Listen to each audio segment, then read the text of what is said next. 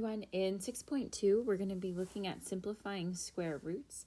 And to start this lesson off, we're going to start off with reviewing factor trees to find the prime factors of different numbers. In the first example, we're finding the prime factors of the number 78. There are different ways that you can start each question.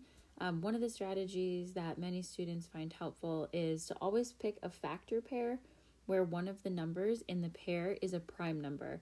So the two of the numbers that times to give you 78 are 2 and 39. 2 is prime, so it means that part's done. And then 3 times 13 gives you back 39. Usually when we write the list of prime factors, you'll remember we do it in order from least to greatest. For the number 50, there are two different ways that you can multiply together to get a 50. You can do 10 times 5, or you can do 2 times 25. Here in this example, you'll see that we did the 2 times 25 first. 2 is prime, so it's all done. And then 25 keeps going, and 25 is 5 times 5. So the prime factors that give you back 50 is 2 times 5 times 5. In the last example, starting with number 40, again, over there on the side, there's 3 ways that you can multiply together numbers to get back 40. We decided to pick one that was a prime number because picking a prime number means that part of the factor tree is done. It doesn't have to go any further. 20 is then 4 times 5. The 5 is done in that example, and then the 4 keeps going as 2 times 2. So when you're all done, it's 2 times 2 times 2 times 5 that gives you back 40. Each number only has one correct prime factorization, but it's good to notice that it doesn't matter which numbers you start with, you'll end up with the same prime factors at the end as long as you do the factor trees correctly. In this example down here for number 2, 2 students created 2 different prime factor trees for the number 81. You'll notice that the first student picked the numbers 9 and 9 to start with. Neither of those was prime, but that's okay. 9 is 3 times 3, and 9 is 3 times 3. So the first student ended up with 3 times 3 times 3 times 3. The second student started off with the numbers 27 and 3. That 3 that they start with there, that's a prime number, so that one's all done. 27 keeps going as 9 and 3, and then 9 keeps going as 3 times 3. So what you'll notice in this example is that even though they picked different numbers to start, both of them wound up with the same prime factorization for their numbers. The prime factorization for the number 81 is 3 times 3 times 3 times 3. And so they are both correct in this example. What you want to take away from the previous page is that as long as you're careful and as long as you always pick numbers that multiply back together to give you the number in the lineup above, there's different ways that you can do these questions and still get the same prime factorization for each of the numbers. So see here for the number 100, in the first example, 100 is 2 times 50, and then 50 is 2 times 25, and then 25 is 5 times 5. And you know that you're done because all of the numbers that are highlighted in blue, remember those are prime numbers, so it means that they're finished. So the prime factorization for the number 100 is 2 times 2 times 5 times 5. You want to ask yourself, what's a different way that you could get the number 100? And so instead of doing 2 times 50, you could do 25 times 4 because that also multiplies together to give you 100. And then 25 is 5 times 5 and 4 is 2 times 2.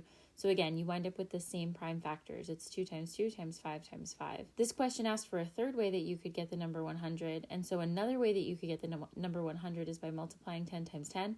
10 is 2 times 5. 10 is 2 times 5. You know that you're done because all of those numbers are prime. And so the prime factors that multiply back to give you 100 are, again, 2 times 2 times 5 times 5.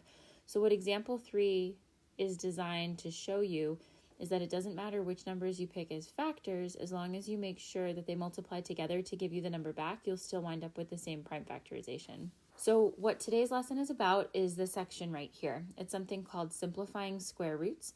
When you see that the direction to a question says to simplify a square root, it means that you're looking for perfect squares that are factors of the larger number that you're starting with that's part of a radical expression. Remember that in class, we talked about these numbers over here. So the numbers 1, 4, 9, 16, 25, 36, 49, 64, 81, and 100. And remember that list keeps going. Those are your perfect squares. These are numbers that can come out from underneath the square root and remain a whole number. And so in each of these examples, what you're trying to do is not find the prime factorization of the number, although that's a different way that you could answer the question. What you're trying to do is break down the number so that there are numbers that will exit from the square roots. The first example here for the square root of 96, we started off by doing 3 times 32. 3 times 32 gives you back 96. That's a factor pair. You can put the dot right here to show that that means multiplication. 32 continues as 8 times 4. And then you'll see a circle here around the square root of 4 because the square root of 4 is a perfect square. It's one of those numbers from the list. Here in the notes, I'll highlight those numbers in green. And so the square root of 4 comes out as a 2. The square root of 8 keeps going. The square root of 8 is 4 times 2. And again, that 4 comes out as a 2.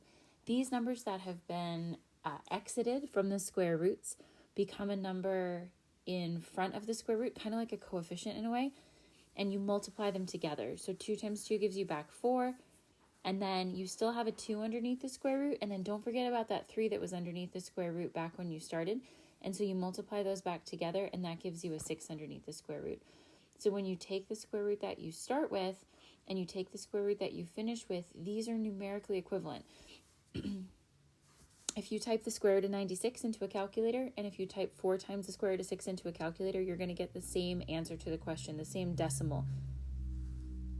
And that's because those radical expressions are equivalent to one another. The next example looks like it has a lot more work, and that's just because of how the numbers work out.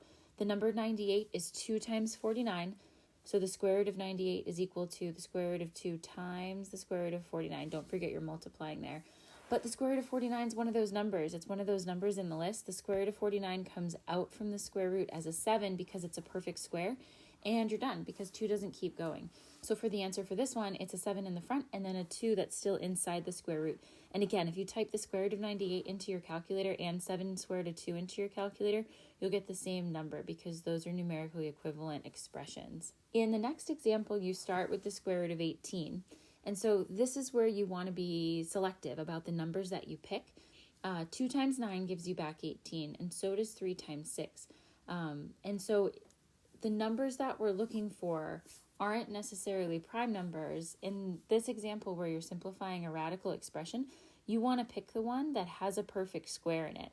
Because when you pick a perfect square, when you pick a factor pair that is a perfect square or has a perfect square in it, the square root of 9 comes out as a 3. That's kind of like on the factor trees when the prime numbers were done.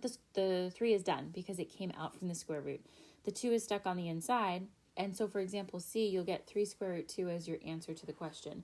So again, 3 square root 2 and the square root of 18 are the same thing. It's just been simplified. Sometimes when you're doing these problems, it can feel kind of tricky when the numbers are big to start, but don't worry about the size of the number.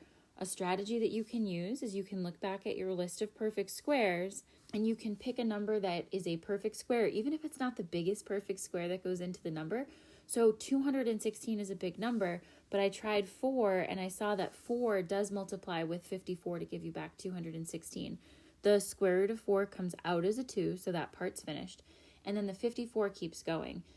54 is 9 times 6, and the 9 is good because the 9 comes out as a 3. And then even though the 6 is 3 times 2, 3 and 2 both are not on that list of perfect squares. And so that means that the 6 is finished. Even though it's not prime, it's done because there's no more perfect squares hiding inside of it.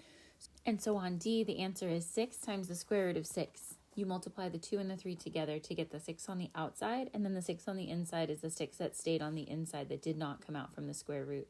What E and F have in common is both of them have a number in front of the square root that's already not underneath the square root. I've highlighted each of those numbers here in red. And so that 10 on E and then the 2 on F will get multiplied together with any of the numbers that exit the square root as a part of your work. So let's do E first. 96 is a big number, but don't get worried about big numbers. 96 does divide by 4. 4 is a good number to start with. Anytime the number is even, you can always try a 4. The reason why 4 is helpful here is because the square root of 4 is 2, so the 2 comes out. And then 24, there's a bunch of ways you can get 24. 24 is 2 times 12. 24 is 8 times 3.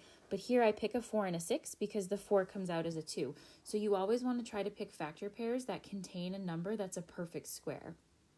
The 2 came out, the 2 came out, the 10 was already outside, so I multiply those together. That gives me 40 on the outside, and then I have that square root of 6 left over on the inside.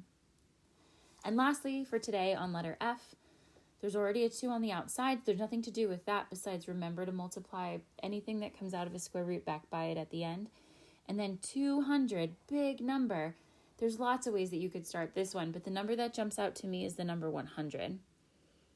200 is 100 times 2, and then the 100, the square root of 100, comes out as a 10, You multiply the 10 back together with the 2 that you already took out, and so you get 20 root 2 as your answer to the question.